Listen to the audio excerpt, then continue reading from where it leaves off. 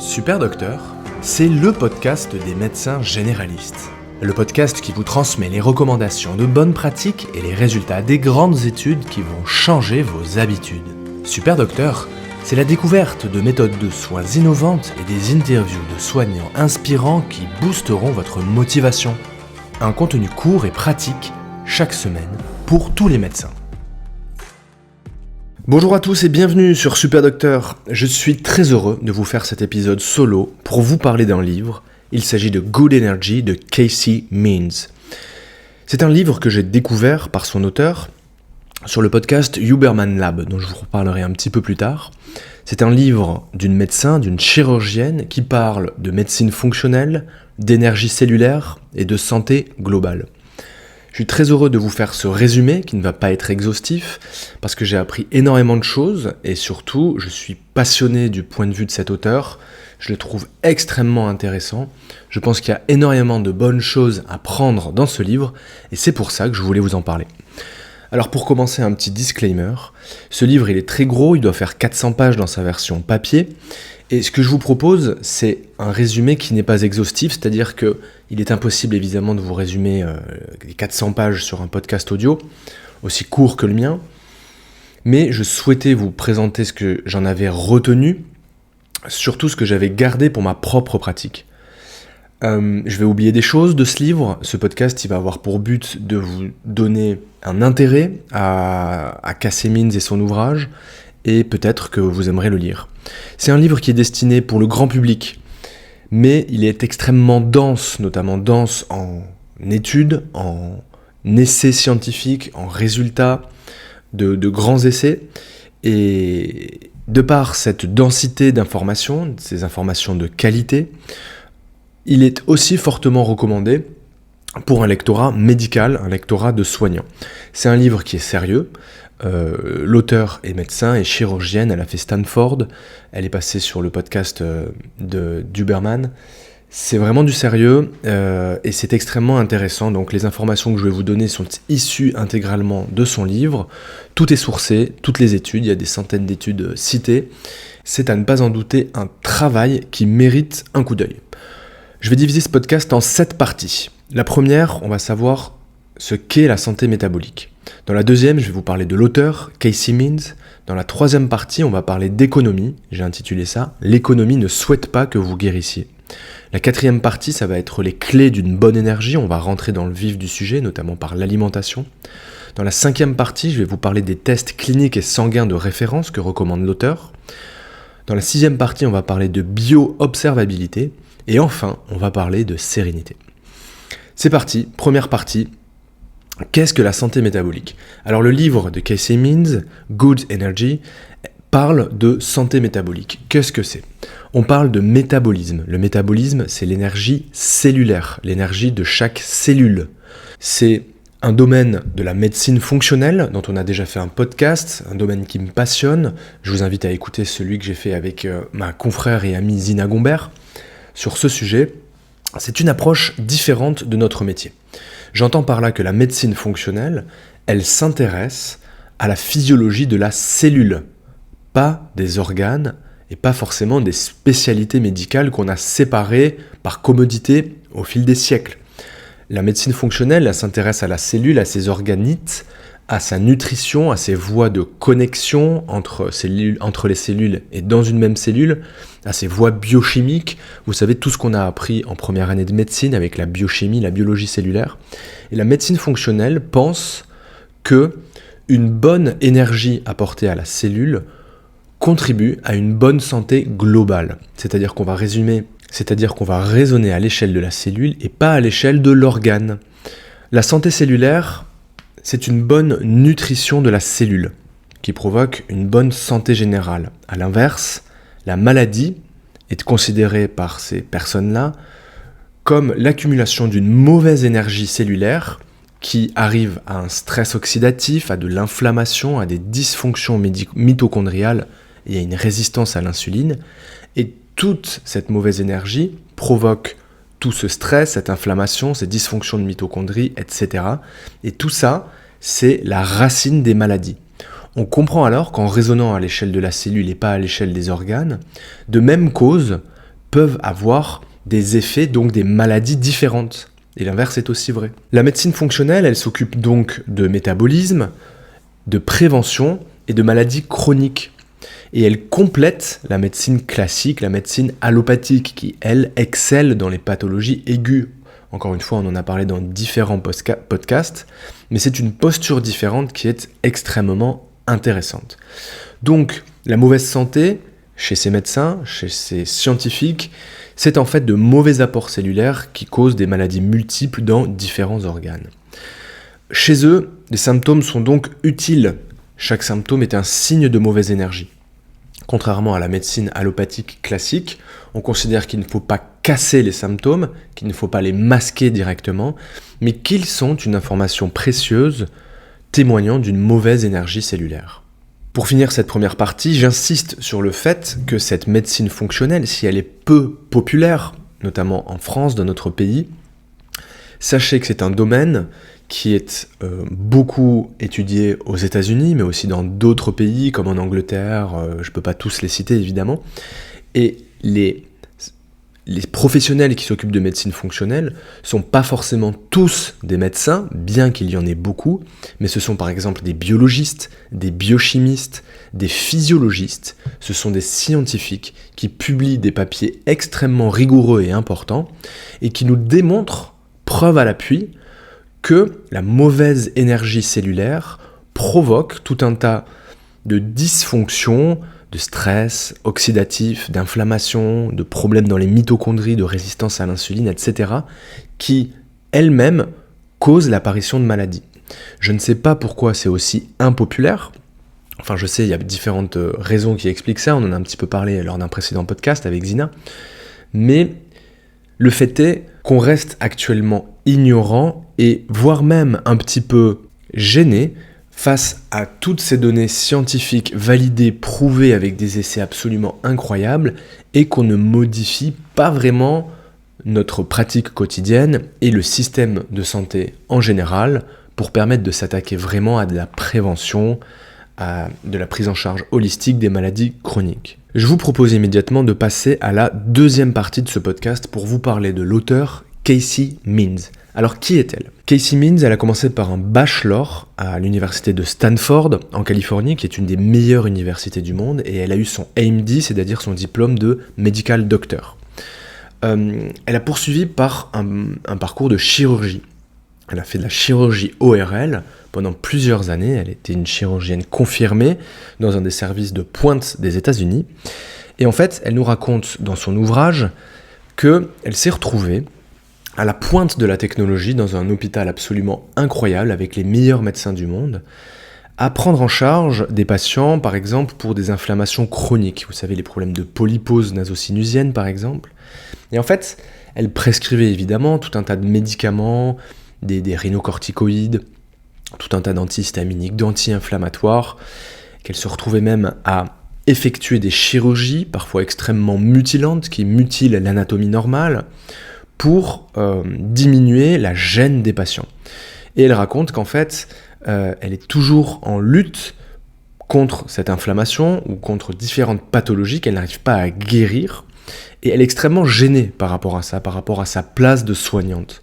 Et elle se retrouve un peu embêtée parce qu'elle est extrêmement douée, elle a fait tout ce qu'il fallait, elle a réussi tous ses diplômes, c'est une excellente chirurgienne reconnue, mais elle ne guérit pas les gens. Elle se demande comment empêcher l'inflammation plutôt que de la diminuer, comment empêcher son apparition. Est-ce qu'il n'y a pas quelque chose de plus efficace à faire que de donner des sprays, des médicaments Péros, faire de la chirurgie pour empêcher cette inflammation chronique des sinus et de la cavité nasale de mes patients? Parallèlement à ça, elle raconte l'histoire de sa mère qui a eu un cancer du pancréas, diagnostiqué très très tardivement, comme beaucoup de cancers du pancréas, comme vous le savez. Et sa maman se fait prendre en charge par une superbe équipe en Californie. On lui propose des interventions chirurgicales extrêmement lourdes, des médicaments extrêmement lourds, pour lui faire gagner quelques jours de survie. Donc elle décide de parler avec le médecin de sa mère, l'équipe médicale, et elle se retrouve un peu déboutée. On lui fait comprendre que c'est ça ou c'est rien, on n'a rien d'autre à lui proposer. Elle est un petit peu lésée de cette mauvaise communication avec l'équipe soignante qui lui propose que des trucs ultra invasifs alors qu'elle aimerait simplement profiter du temps qui reste avec sa mère. Donc elle décide de faire des soins minimums, d'éviter à sa mère une lourde chirurgie pour passer du temps avec elle et profiter des derniers moments de sa mère, qui étaient, selon elle, des moments d'extrême qualité. Mais surtout, et encore une fois, elle se demande, est-ce qu'on aurait pu éviter la maladie de sa maman ? Est-ce qu'on aurait pu éviter l'apparition de ce cancer ? Eh bien en fait, elle pense que oui, et sans vous spoiler le reste du podcast, elle pense que c'est possible, elle pense qu'avec ses patients en chirurgie, on peut leur éviter une inflammation chronique des sinus, elle pense qu'on aurait pu éviter la maladie de sa mère. Comment ? Grâce à son nouveau domaine d'activité, la médecine fonctionnelle qui s'occupe de santé métabolique. Alors ça paraît un petit peu extrême, son parcours, ça paraît un peu trop miraculeux, ça fait un peu vendeur de rêve, mais c'est son parcours et elle explique qu'en fait, elle a décidé de passer sa vie à étudier les causes profondes des maladies, les causes profondes de la santé, et selon elle, une des voies est cette médecine fonctionnelle. Donc, elle a, je pense, laissé tomber au moins partiellement ses chirurgies. Elle s'est mise à apprendre la médecine fonctionnelle, notamment par le fameux IFM dont on a parlé, l'Institute of Functional Medicine. Et elle a appris la médecine fonctionnelle. Elle a appris la bonne nutrition cellulaire par tout un tas d'interventions dont je vais vous détailler un petit peu plus tard. Parallèlement à ça, elle est cofondatrice de Levels Health. C'est une start-up qui commercialise des capteurs glycémiques. Alors ça, c'est très américain. C'est être à la fois soignant et businessman. J'ai aucune gêne à ça. Moi, je trouve ça très bien, tant que c'est transparent et utile. En l'occurrence, sa start-up commercialise des capteurs glycémiques en temps réel, dont on va voir l'utilité un petit peu plus tard. Au-delà de tout ça, elle a aussi écrit ce fabuleux livre dont je suis en train d'essayer de vous faire un résumé, Good Energy. Elle a fait une promo extrêmement importante aux États-Unis. Elle est passée notamment au podcast de Huberman Lab que je vous recommande. C'est un type de Stanford aussi. C'est un biologiste, il me semble, ou physiologiste, qui n'invite que des stars mondiales de leur domaine. Et c'est un gage de qualité et de sérieux de Casey Means. On va passer à la troisième partie que j'ai intitulée « L'économie ne souhaite pas que vous guérissiez ». C'est une partie un petit peu intéressante, passionnante, à prendre avec des pincettes et je vais vous expliquer pourquoi. Je vais vous expliquer l'idée principale de l'auteur. Elle commence à nous dire « Faites confiance au système pour les problèmes de santé aigus ». Jusque-là, on la suit. C'est faire confiance à son médecin, faire confiance à l'hôpital lorsqu'on a un problème aigu. On le sait, quand on a une fracture, un traumatisme aigu, une infection aiguë, un trouble aigu sur la prise de sang dans notre corps, quand on a des signes cliniques d'apparition brutale, pour ça, le monde occidental est hyper fort. On a un plateau technique, on a surtout un savoir scientifique robuste et on sauve littéralement la vie des gens. Elle poursuit un petit peu et elle ajoute « Faites confiance au système pour les problèmes aigus, cependant, ignorez-le pour les problèmes chroniques. » Bon, là on commence à être un petit peu gêné, c'est pas la seule à nous dire ça, mais bon, on a un docteur, une chirurgienne de Stanford, une nana absolument incroyable médicalement et scientifiquement, et elle nous dit « Ignorez le système pour les problèmes chroniques. » Ça fait quand même tiquer. Elle nous raconte qu'en fait, le système de santé, en tout cas américain, celui qu'elle connaît, échoue pour soigner, guérir ou s'occuper des maladies chroniques. Et le grand paradoxe, c'est que la prévalence de toutes ces conditions, c'est-à-dire les maladies chroniques, l'obésité, le diabète, les cancers, les maladies inflammatoires et auto-immunes, donc la prévalence de toutes ces maladies augmente au moment même où nous dépensons des trillions de dollars pour les traiter. Ça mérite réflexion. On dépense de plus en plus d'argent pour prendre soin de maladies qui sont de plus en plus nombreuses. Chiffre à l'appui, elle n'a pas tort. On peut peut-être se poser la question, est-ce qu'on prend véritablement bien soin ? Est-ce qu'on met l'argent là où il faut ? Est-ce que les interventions qu'on propose sont concluantes pour ce genre de patients ? Mais la gêne ne s'arrête pas là quand on la lit. Elle nous dit faites confiance au système pour les problèmes aigus, ignorez-le pour les problèmes chroniques, mais en plus, elle cite je vais vous citer une phrase exceptionnelle de Casey Means qui critique le système de santé et l'économie des États-Unis. Je la cite. « Chaque institution qui influence votre santé gagne plus d'argent lorsque vous êtes malade et moins lorsque vous êtes en bonne santé. Des hôpitaux aux entreprises pharmaceutiques, en passant par les écoles de médecine et même les compagnies d'assurance. » Alors, c'est assez incroyable venant d'une soignante et d'une médecin. Et je vais vous répéter cette phrase. Donc, Casey Means rapporte dans son livre, je la cite, « Chaque institution qui influence votre santé gagne plus d'argent lorsque vous êtes malade et moins lorsque vous êtes en bonne santé. Des hôpitaux aux entreprises pharmaceutiques en passant par les écoles de médecine et même les compagnies d'assurance. » C'est-à-dire que elle pousse sa critique au-delà de nos pratiques quotidiennes, des pratiques de santé, elle prend du recul et elle critique le système et la santé en proposant l'idée, éventuellement, que ce système aurait éventuellement un intérêt à ce que l'on reste malade. Elle sous-entend que oui. Donc évidemment, c'est à prendre avec des pincettes, cette information. Ça mérite d'être discuté longuement, pas qu'avec des soignants, avec des administratifs, des politiques, des gens qui s'occupent de tout ça. Mais elle pense que des interventions ultra agressives sur l'alimentation et le comportement seraient bien plus bénéfiques pour les patients. Elle cite notamment le rapport Flexner, qui est un document historique publié en 1910 par un certain Abraham Flexner, qui était un enseignant américain. Et en fait, ce rapport, il a été commandé par la Fondation Carnegie pour l'avancement de l'enseignement. Et c'est un rapport qui a fait date dans la santé et la médecine aux États-Unis, où ça a participé aux standardisations des pratiques et a poussé les études scientifiques, etc.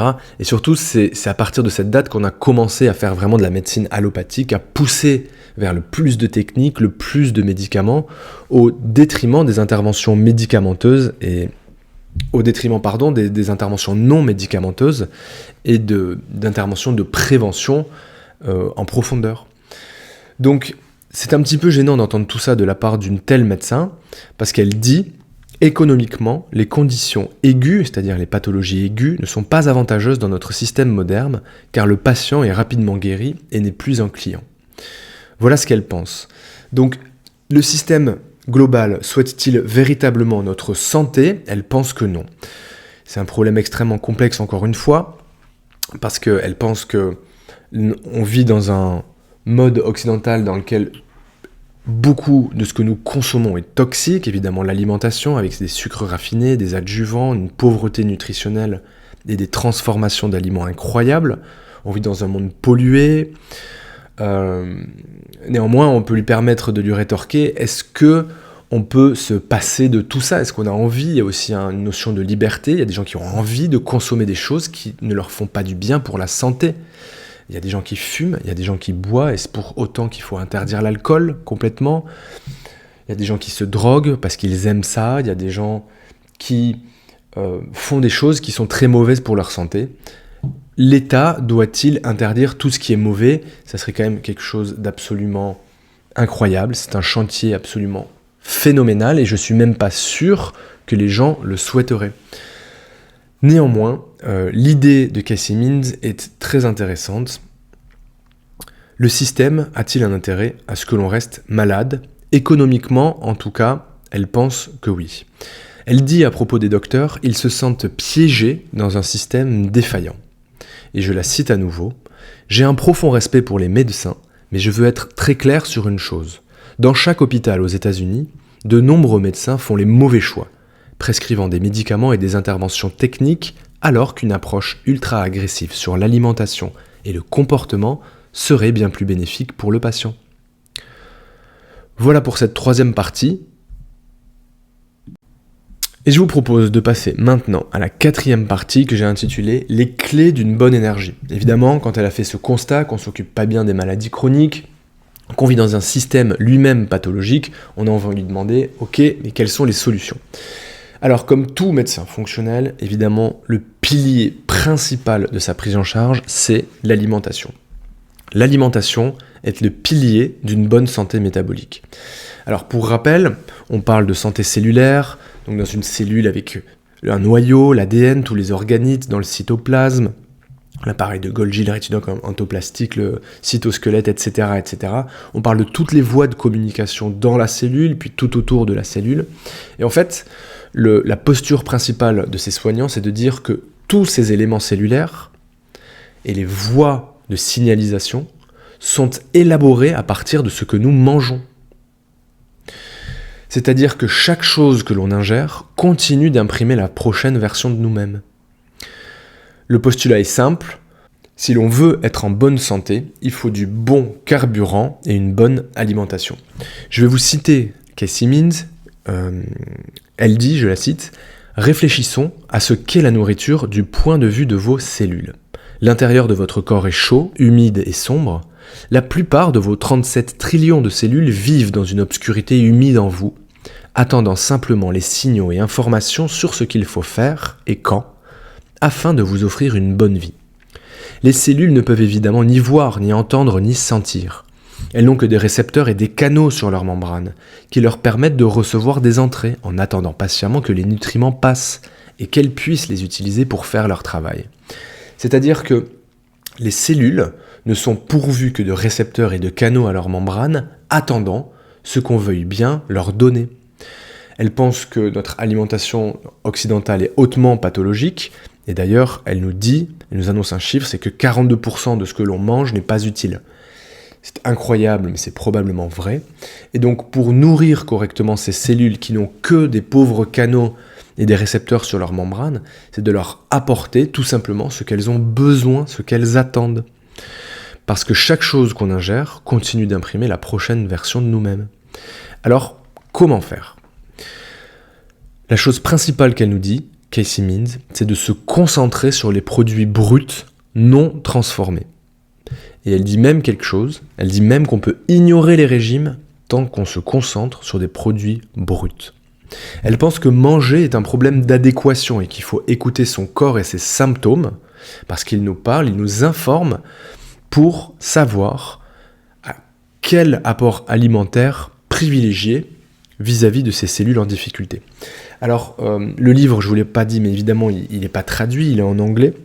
Il est assez fastidieux, il est extrêmement dense dans cette partie, notamment concernant l'alimentation. Elle a des listes presque indigestes d'aliments, de micronutriments, de vitamines, de fibres à privilégier. C'est vraiment à l'américaine, c'est ultra complet, voire un petit peu indigeste. Donc je vous laisse prendre connaissance de tout ça, mais l'élément principal, c'est de se concentrer sur des produits bruts et variés. Elle aborde aussi la notion de mindful eating, le fait de manger en pleine conscience, d'avoir une connexion avec ce que nous mangeons, et ça va avec la sérénité dont on va parler dans la 7e partie. Je la cite à nouveau, voici une vérité peut-être inconfortable, soit vous payez pour une alimentation saine dès le départ, soit vous paierez pour des problèmes médicaux évitables et une perte de productivité à l'avenir. Alors pourquoi nous sommes malades selon elle ?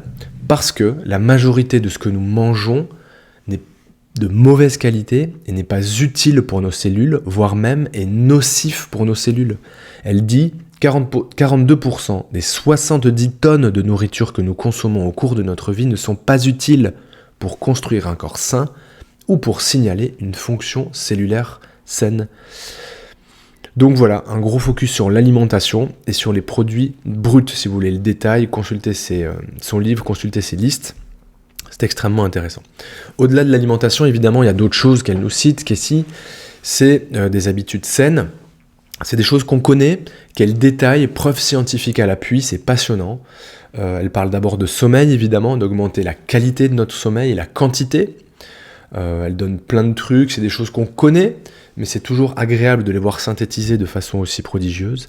Elle parle de lumière, d'exposition à la lumière naturelle, qu'on en a tendance à oublier, à ne pas faire suffisamment. Elle parle du respect de nos rythmes biologiques, le fait de se lever tôt et surtout de prendre physiquement la lumière du soleil sur notre peau le plus tôt possible le matin pour caler notre rythme biologique, d'éviter les écrans bleus, toute la sédentarité et la consommation des écrans. En parlant de sédentarité, elle parle de mouvement, chose qu'on fait trop peu. Elle parle de cultiver l'endurance, mais aussi la force et la souplesse. Elle aborde une notion super intéressante qu'on voit peu mais qu'on commence à voir apparaître, c'est le contact avec les températures extrêmes. C'est-à-dire qu'elle critique notre mode de vie occidental global, le fait qu'on reste dans la clim en été et dans le chauffage en hiver. Elle considère que pendant des centaines de milliers d'années, Homo sapiens a vécu à la merci des intempéries et que l'hiver il faut avoir froid et l'été il faut avoir chaud. Mais par contre on peut recréer ça, les gens appellent ça le biohacking, c'est-à-dire on peut faire des bains glacés, au contraire des saunas ou des hammams pour se faire suer, mais c'est de se rapprocher d'un mode de vie plus traditionnel. Et évidemment, une des marottes des médecins fonctionnels, c'est la lutte contre les toxiques, avec une phrase que j'adore, soit vous avez un filtre, soit vous êtes le filtre. Par exemple avec l'eau, elle recommande de filtrer son eau, mais aussi l'air, de filtrer tous les toxiques dans la cuisine. Donc c'est extrêmement complexe. J'ai l'impression que cette brave Cassie Means passe sa vie à explorer son environnement, son alimentation, traquer son sommeil, ses calories, etc. pour rester en bonne santé. Évidemment, c'est extrême, mais c'est très intéressant. Il y a forcément des choses à prendre et elle nous met le doigt sur notamment des erreurs fondamentales à rectifier. Je vous propose de passer à la 5e partie, une partie passionnante parce qu'elle nous propose des tests cliniques et biologiques de référence pour évaluer notre santé métabolique. Elle a une phrase exceptionnelle, « Trust yourself, not your doctor ». Croyez en vous-même et ne croyez pas votre docteur. Elle considère, on va en parler plus tard, qu'il faut se faire confiance soi-même par rapport à des valeurs seuil et par rapport à des tests et des mesures régulières. Je vais m'expliquer.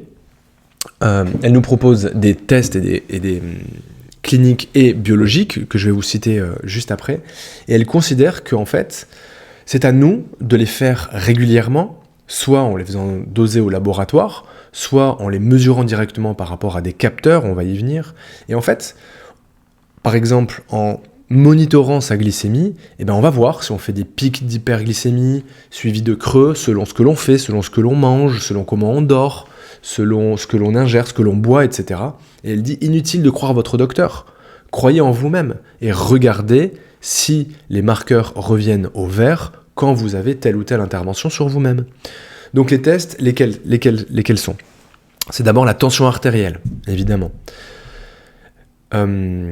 J'ajoute par ailleurs qu'elle reborne les limites des tests de laboratoire, comme font souvent les médecins fonctionnels, parce qu'elle considère que toutes les références de laboratoire actuelles sont faites sur une population qui n'est pas forcément en excellente santé. Donc elle reborne les normes de laboratoire. Donc d'abord la tension artérielle. Ensuite la circonférence abdominale. Elle propose les triglycérides à doser, les HDL et le ratio triglycérides sur HDL, et la glycémie à jeun. Ça fait 5 tests qui, je vous le rappelle, font partie de la définition du syndrome métabolique qu'on a appris dans toutes les facs de médecine. Syndrome métabolique, pourquoi ? Parce que ça participe à la santé métabolique de chaque cellule. Tension artérielle, circonférence abdominale, triglycérides, HDL, ratio triglycérides HDL et glycémie à jeun. Mais évidemment, elle va un petit peu plus loin, elle nous propose d'autres choses. Elle nous propose l'insuline à jeun et de doser l'indice HOMA. HOMA, H-O-M-A, ça commence à apparaître aussi dans les papiers. C'est un indice qui correspond à la sensibilité qu'on a à l'insuline. On sait que l'insulinosensibilité est un marque de santé, à l'inverse de l'insulinorésistance, qui est une marque de mauvaise santé. Donc avant que la glycémie se perturbe, il y a d'abord des mouvements avec l'insuline et avec la sensibilité à l'insuline qu'on peut doser par l'insuline à jeun et l'indice HOMA. Elle propose aussi que l'on dose régulièrement la CRP ultrasensible pour traquer une inflammation à bas bruit, l'hémoglobine glyquée, mais aussi l'acide urique, la vitamine D et un bilan hépatique avec les ASA, talates, phosphatase alcaline, gamma-GT, bilirubine. Donc voilà tous les tests qu'elle nous recommande, ça va pas plus loin. Elle nous propose de les faire régulièrement et en fait, quand il y a un paramètre qui bouge, c'est à ce moment qu'il faut intervenir pour éviter l'apparition de maladies. Je vous les rappelle rapidement, tension artérielle, circonférence abdominale, triglycérides, HDL, ratio triglycérides HDL, glycémie à jeun, insuline à jeun, indice HOMA, CRP, hémoglobine glyquée, acide urique, bilan hépatique et vitamine D. On passe tout de suite à la 6e partie intitulée Bio-observabilité. Alors qu'est-ce que c'est ? Dans cette partie, Casey Means, elle nous parle de tout ce qui permet de traquer en temps réel des paramètres biologiques, notamment grâce à des capteurs, parce que je vous rappelle au passage qu'elle commercialise des capteurs glycémiques, évidemment. Parce qu'elle pense que les hyperglycémies sont mauvaises, ça on le sait tous, mais maintenant ce qui apparaît, c'est que les variations rapides de la glycémie sont aussi pathologiques. Et il faut essayer de lisser un petit peu vers le bas de préférence la glycémie. C'est notamment le travail de Jessie Inchospé qui est vachement critiqué sur les réseaux, mais qui est ultra suivi, que vous connaissez peut-être. Elle pense, Casey Means, qu'aujourd'hui nous comprenons mieux le fonctionnement de nos voitures, de nos finances et de nos ordinateurs que celui de notre propre corps. Et donc elle nous invite à traquer beaucoup de paramètres chez nous pour essayer le plus vite possible de les rectifier avant l'apparition de la maladie. Elle dit, je la cite, « La bio-observabilité, c'est la capacité d'observer votre propre biologie grâce à des technologies comme des moniteurs et des tests de laboratoire en vente libre. Vous ne devez pas faire aveuglément confiance à votre médecin ni à moi. Vous devez faire confiance à votre propre corps. Il peut vous parler grâce à des tests accessibles et des données en temps réel provenant de capteurs portables qui vous aident à comprendre comment les symptômes individuels sont liés à la santé métabolique globale. » C'est-à-dire que quand on est vraiment ultra assidu là-dessus, on peut faire le rapprochement entre des symptômes, par exemple des céphalées, des douleurs abdominales, et des paramètres biologiques qui varient. Et on peut douter qu'en modifiant ces paramètres biologiques, les symptômes disparaissent. Donc dans l'ordre, on fait de la prévention, c'est-à-dire qu'on corrige ces marqueurs en intervenant sur eux le plus tôt possible par des interventions comme l'alimentation, l'activité physique, etc. On corrige ces marqueurs avant que cette mauvaise énergie provoque des symptômes, puis une maladie. Donc on est vraiment dans la prévention, on se situe avant l'apparition des maladies qui apparaissent bien après les symptômes qui eux-mêmes apparaissent bien après les perturbations cliniques et biologiques. Donc qu'est-ce qu'elle nous propose de traquer ? À peu près tout ce que l'on peut, ça va de l'alimentation, au sommeil, à notre activité avec le nombre de pas par jour, le sport, on peut traquer sa fréquence cardiaque, la variabilité de la fréquence cardiaque, évidemment son glucose en continu. Encore une fois, c'est ultra complexe. Le danger, c'est de passer sa vie à ça, parce que j'imagine que c'est pourvoyeur d'autres effets psychiatriques et psychologiques absolument néfastes. Si on a le nez rivé uniquement sur soi et sur soi-même, on risque peut-être de passer à côté des autres et de développer d'autres pathologies. Donc c'est pas le but, mais encore une fois, il y a quand même, je pense, des choses à prendre. Je la cite une dernière fois. Josh Clemente, donc, qui est son associé, c'est le cofondateur de Levels, sa boîte, est un ingénieur aérospatial qui a développé des systèmes de survie pour SpaceX avant de concevoir et de lancer Levels. Il a observé que lorsqu'on construit des fusées, on y met plus de 10 000 capteurs pour comprendre le fonctionnement de toutes les parties du vaisseau spatial et pour permettre de prédire les dysfonctionnements mécaniques et les pannes de système avant qu'ils ne se produisent. Vous ne voulez vraiment pas qu'une fusée tombe en panne en plein milieu de l'espace. Et pourtant, en matière de santé humaine, nous adhérons à un paradigme opposé. Nous attendons que le corps humain développe une défaillance fulminante des systèmes, qui se manifeste par des symptômes et atteint des seuils diagnostiques des biomarqueurs spécifiques. Et ce n'est qu'alors, c'est-à-dire bien trop tard, que nous recommandons des capteurs ou des tests plus fréquents pour résoudre les problèmes. Presque toutes les maladies chroniques qui affligent aujourd'hui les adultes américains sont largement évitables. Et si nous traitions les humains comme des fusées, en les équipant de capteurs avant que les systèmes ne tombent en panne, afin de comprendre où se situe la dysfonction pour pouvoir y remédier. On va passer à la 7e partie, que j'ai intitulée « La sérénité ». Elle a intitulé « Fearlessness », alors je ne sais pas trop comment le sera traduire à part « sérénité ». Elle a une idée majeure, c'est que l'anxiété et la peur est un problème majeur, elle est pourvoyeur de mauvaise énergie et, comme on vient de le voir, de maladies chroniques et multiples. Je veux bien la croire, on a tous peur, vous le voyez en tant que soignant, tous vos patients ont peur, on a tous la trouille de la mort, des autres, de la maladie, de la faiblesse, de la dépendance, de la démence, de développer la maladie que notre papa, notre maman a développée, etc., etc. On a tous la trouille, on a la trouille de la politique, on a la trouille de l'économie, on a la trouille du climat. Et en fait, son postulat, c'est de dire qu'il est possible de ne plus avoir peur. Tout simplement. Elle a toute une réflexion sur la vie, sur la mort, qui est ultra intéressante. Et elle pense qu'on peut retrouver la sérénité. Donc pour ça, elle nous propose plein d'interventions. Je ne vais pas parler longuement là-dessus. C'est évidemment la méditation, la lecture, la philosophie, la religion, la spiritualité, le contact avec la nature, le contact avec les autres, prendre soin des autres, prendre soin de sa famille, prendre soin de ses amis, avoir un réseau social. Tout un tas de choses qu'on connaît, que l'on sait, et que l'on mériterait d'appliquer davantage pour retrouver une certaine sérénité.